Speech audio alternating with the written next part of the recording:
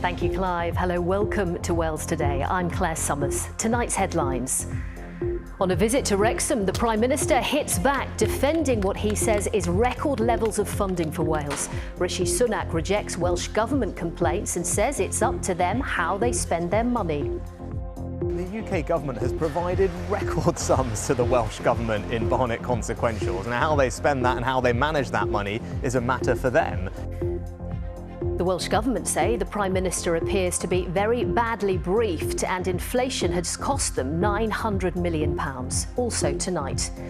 The barriers remain. An action group opposed to plans to house asylum seekers at a hotel in Llanelli say their battle isn't over, despite a High Court injunction. We do have plans to take things forward. The battle isn't over as far as... You're still defiant? We're still defiant, yes. It was an unforgettable title win for Wrexham, but we'll hear tonight why there are questions over a number of private flights they took last season. After a 20-year campaign to save this Cardiff reservoir, people are finally able to return to enjoy swimming, kayaking. Sorry, but no swimming for now. And she's the queen of the needle and thread. We catch up with Asma, a breast surgeon, crowned this year's Great British Sewing Bee champion.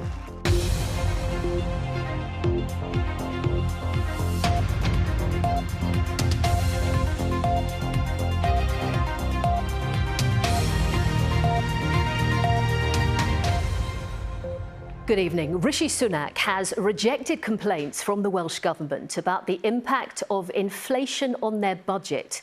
On a visit to Wrexham, the Prime Minister has insisted ministers in Cardiff Bay have had record funding. But the Welsh Government say they have £900 million less to spend, and Mr Sunak has been badly briefed. From Wrexham, here's our political editor, Gareth Lewis. Other news tonight, a drugs gang of 12 people have been jailed for a multi-million-pound operation laundering profits in cryptocurrency.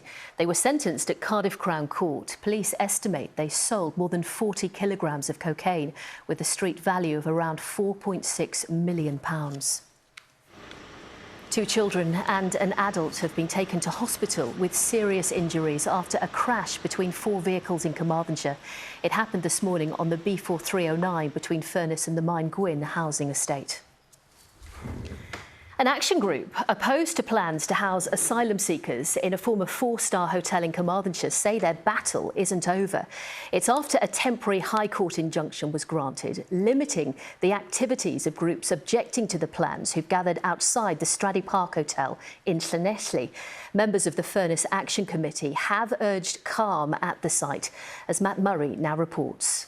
Matt Murray reporting there. Now, it's emerged that Wrexham Football Club took a number of return flights to matches last season when they were playing non-league football.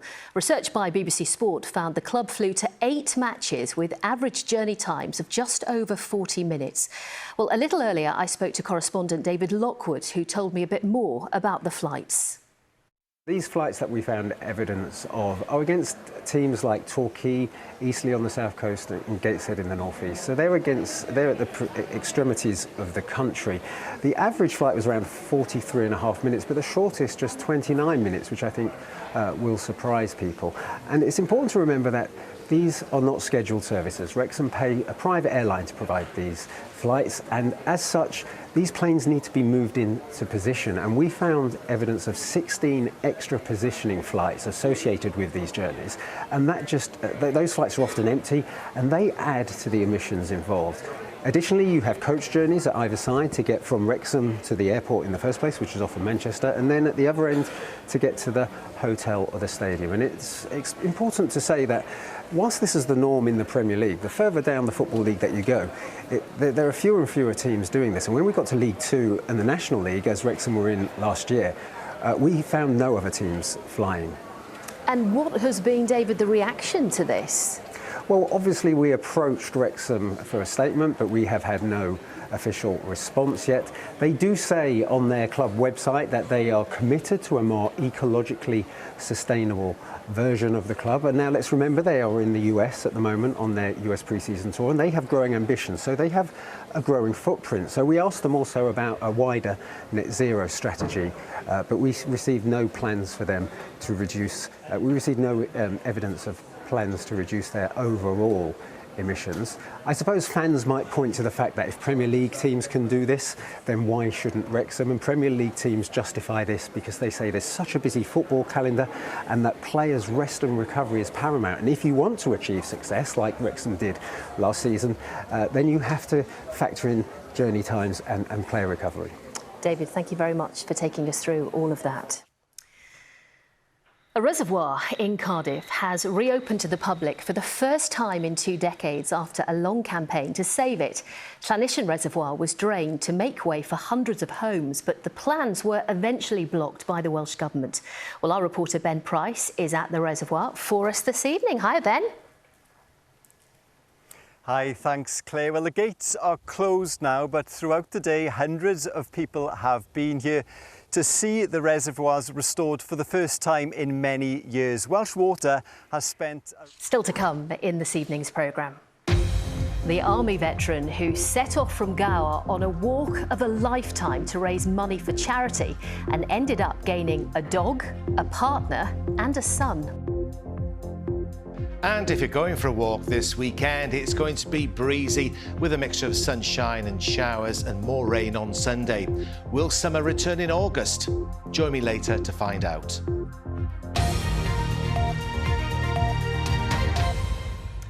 Now, next tonight, the scheme, which is aiming to give back to communities with large numbers of holiday lets. The idea behind Fair B&B is for local charities to benefit when properties are let in some of our most popular tourist destinations. Sarah David reports now from St Dogmiles in Pembrokeshire. I think Derek makes an appearance in that, but he's here first of all with the forecast and still no sign of summer. Not this weekend, Claire, I'm afraid.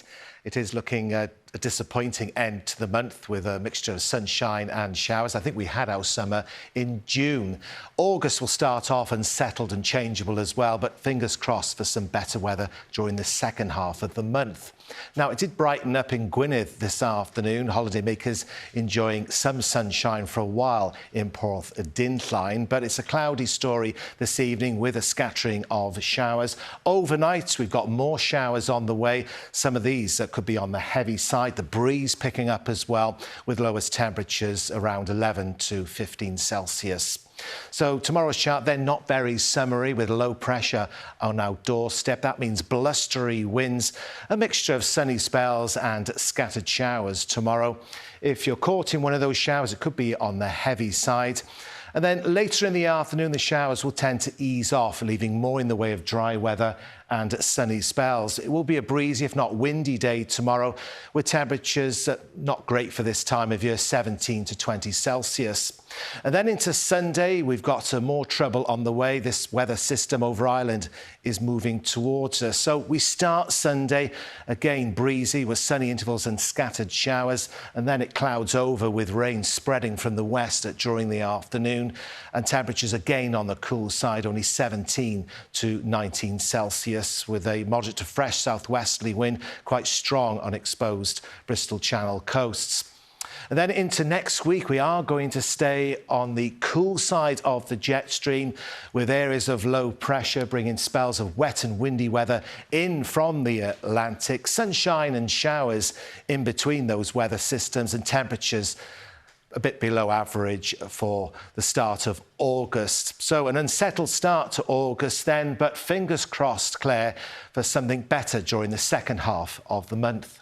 Let's hope so. Derek, thank you very much. And that is Wales Today. I'll be back with an update for you after the 10 o'clock news. But until then, from me and all of us on the team, thanks for watching. Enjoy the rest of your evening. Good night.